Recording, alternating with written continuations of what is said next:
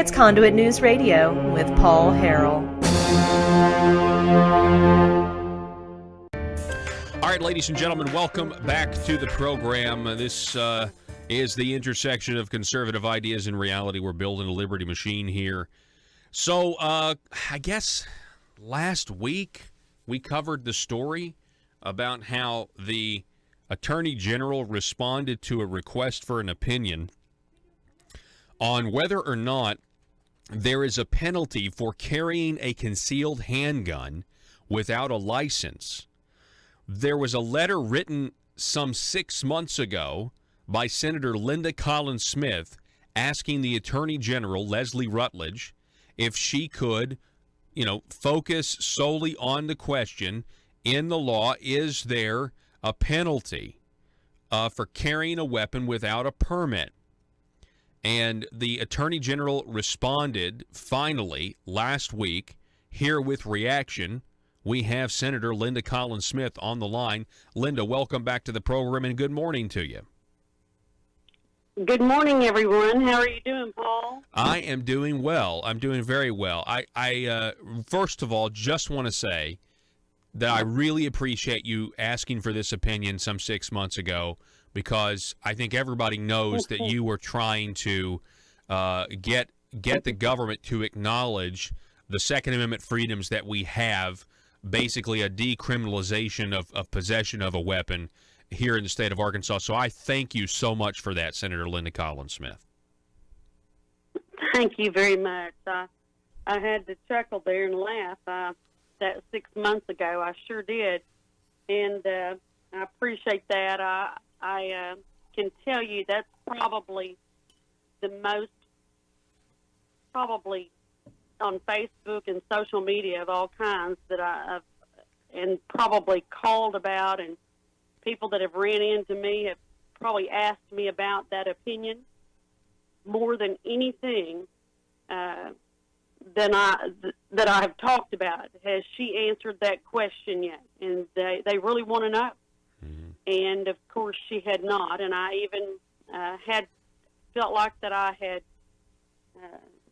I called it protected the Attorney General and tried to make sure that people were respectful.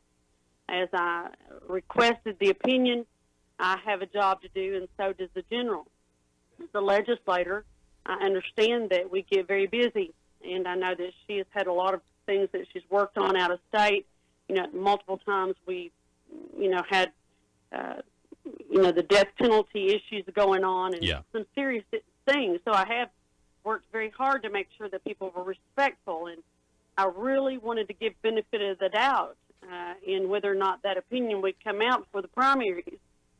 And of course it did not. Mm-hmm. And so it was very frustrating and very hard to continue to stand up and have hope that she would go ahead and come out. It was very hard to continue to stand up for that. Let's take the beginning of this. This is the beginning of her opinion, and I'll get you to respond. She writes, mm-hmm. You have requested my opinion as to whether there is a provision of Arkansas law that expressly provides a penalty for carrying a concealed handgun without a license. There is no such provision. Now, Linda, I'd be great if the opinion just ended right there, but it doesn't. That was enough. What's your reaction to that first sentence? Well, after reading that, when I first opened that opinion, and I have to say this, I need the time to say it to everyone that's listening. After reading that opinion, and I saw and read a little farther, I had to shut that computer off. I had to turn it off. I couldn't read the rest of it. I could not believe that was the response that I got. I could believe I might get something else, but not that response. Mm-hmm. I absolutely was, I don't think frustrated, maybe sick, but frustrated might be the answer, but I had to wait a little bit to reread it after waiting that many months to get the response that I got. I couldn't believe she was joining the governor in her confusion in the response. So that being said, the first sentence is, and maybe the second one where it says there is no provision, should have been enough. and that would have answered my question and made it very clear. Her confusion is certainly something I didn't expect. Yeah, because, she goes on to really muddy the water. She says it's not clear whether carrying a concealed handgun without a license will expose a citizen to conviction for the offense of carrying a weapon. She goes on to argue that a prosecutor might say that carrying a concealed handgun without a license may be construed as an attempt to unlawfully employ it against another person. So there is and that to me is so contrived. I mean, there's a reason prosecutors across this state won't prosecute anybody that's falsely arrested on this thing, and everybody knows it. But to admit that fact would devastate the Arkansas State Police budget, is what I think she's protecting. Well, that right there is probably. I think that the general might want to. I might want to send this back. Of course, that's probably my plan. I have to give you and her a heads up this morning, because the prosecutors, if that were the case, and I'll have to tell you, I remember when the governor sent his letter to the colonel of the state police, Colonel Bryant. Colonel Bryant can read the law, and the state police have not had a problem. And I was embarrassed, I have to tell you. I have to say this, and I have to say to the general, I have to tie these two things together right now, because I'm disappointed that she's so confused, because you see, the colonel can read, and they understand the law. We've not had a problem with the state police wrongfully out there going and arresting people. And we've not had prosecutors wrongfully prosecuting people. And they don't have a problem from county to county misinterpreting the laws either. And if we were having such a problem with them misunderstanding the laws, and see, the legislators have this law just like we have wanted it, we do not have a problem with this and the Constitution. I think we've got these laws just like we like it. But because the governor has a problem now with his confusion, and he's sent out a letter to Colonel Bryant and is confusing the people more, and now we get this letter back from the AG, I can tell you very clearly, the prosecutors that we contacted a few years ago and asked the prosecutors would they arrest people, it was very clear. I can tell you what my prosecutor said. We were around during the time this law changed. We know the intent of the laws, and it'd basically be foolish if they did that, and they can read it. Yeah. So why is our AG having a problem? I don't know, and that brings me to my next conclusion. A couple of times in this letter, she says that that legislative clarification is certainly warranted, and that's very scary to me, because she is essentially giving the legislature a softball and to try to step up and try to correct something that doesn't need correcting. It just needs people to admit what the law is, and that's what's frustrating. Because wait, Paul, go ahead. I have to correct you there. She's the Attorney General. She's not a legislator. She's not a lawmaker. And we are the lawmakers. And so since she has put a personal opinion there, and that's not a legal opinion, that's not the law. And that is not I think that should have been left out of her legal opinion, and that it was very clear the first parts of that letter was the answer to the question. If there was if we have had an issue of wrongful arrest, then we would be seeing some, or if we saw problems in those arrests, if we started seeing issues, then we would have some actual, case laws there that we could use for, something she could cite. She doesn't have that. and she didn't do that. So Well, I have to correct. No, I appreciate that. Yeah, she doesn't have that. Yeah, her saying legislative clarification is needed is an opinion that is separate from any analysis of what the statute is saying here. It's deviating from what your original question was.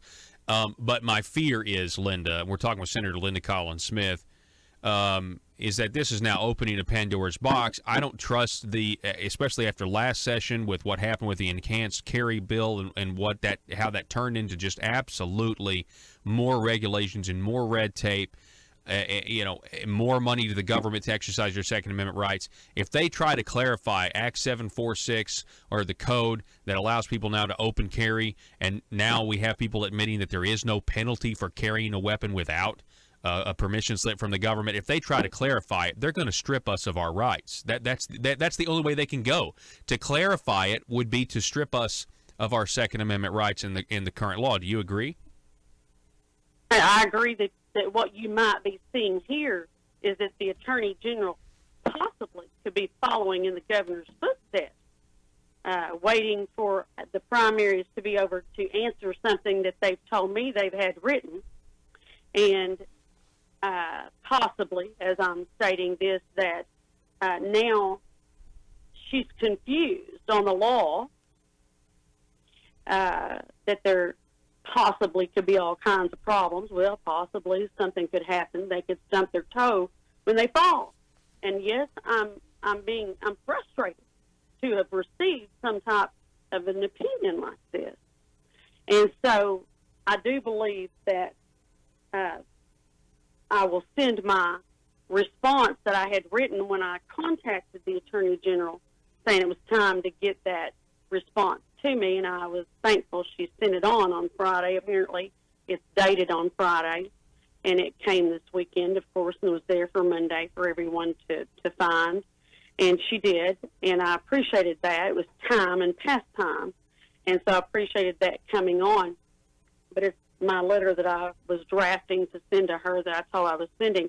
I will send back with a copy of this, asking that, letting her know that the part that was important in this letter was the first sentence or two, but that the rest of that really has nothing to do with what I requested, and that there is no confusion with our state police, and they have no problems, and prosecutors are not falsely arresting people. We're not having issues, and I do think the Supreme Court can handle any of those things should they arise. That doesn't seem to be an issue right now.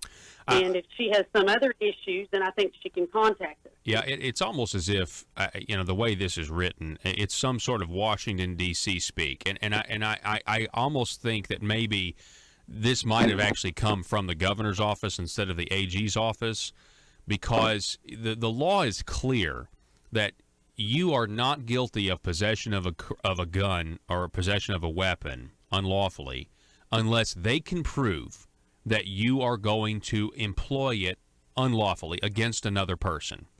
She is now saying that carrying a gun, even though there's no penalty for carrying a gun without a concealed handgun permit, she is now saying that if you do carry without a concealed handgun permit, that can be proof that you're going to unlawfully employ, that proves intent, that you must be about to unlawfully employ that against another person, is what the law says.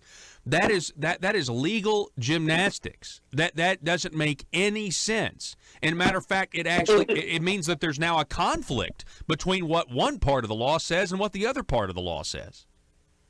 And the AG maybe was saying that and trying to stretch that, but that is not what the intent of the law is, and constitutionally we have the right to carry. Yes. And she can't change that in anything she writes in that opinion, because that makes that opinion not worth anything, because constitutionally we know we have that right. And we have the inalienable right, and we know that. What are they scared of?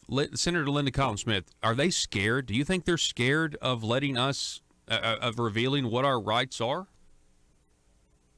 Well, I don't know what she may be afraid of, or what the governor may be afraid of, and what all of their confusion is.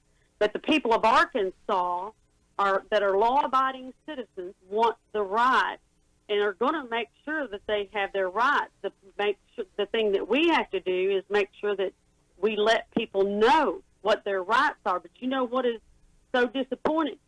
Come November, what they're going to remember and what they're going to be disappointed is that in the primary elections that only 18% on the average turned out to vote. And they can't change that come November. Yeah, that's true. That's true. Senator Linda Collin-Smith, I appreciate you coming on the program and shedding light on this. Thank you for writing this letter, and I look forward to what your response will be to this opinion that you got a response to. I appreciate it. Thank you so much, ma'am. I'll go through this some more, and we'll take care of it, and we'll have another visit. Thank you, All Paul. right. Thank you. Senator Linda Collin-Smith, everybody got to go to break. Back in just a moment.